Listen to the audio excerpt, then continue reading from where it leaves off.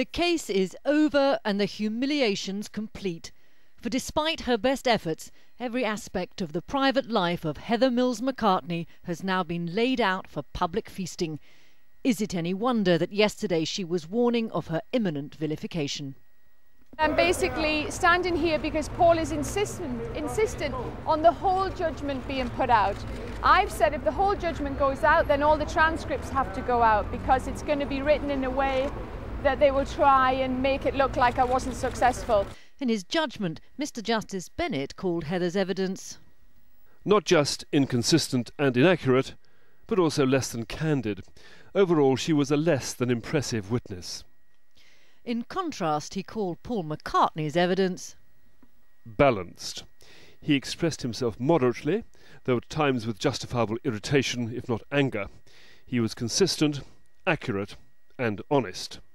And the judge said that Heather's financial case boils down to the syndrome of me too, or if he has it, I want it too.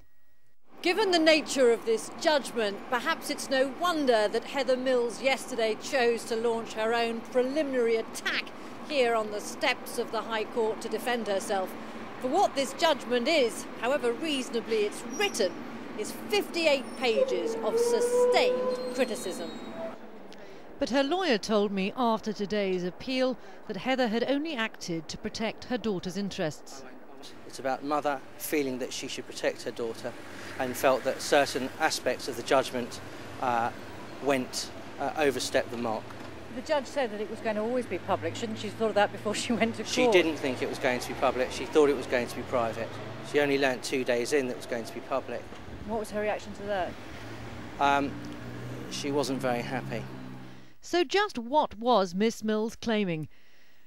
Amongst other things, 7 fully staffed homes amounting to £645,000 a year, £627,000 for charitable donations and charity work, £500,000 of which was spent on travel.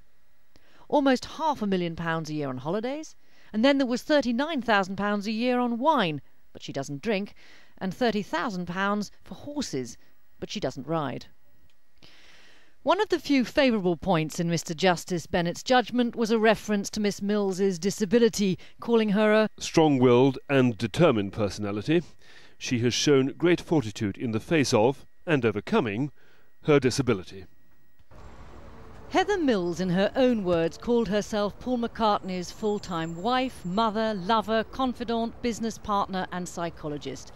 Today, the judge ruled, in his own words, that her case was exaggerated.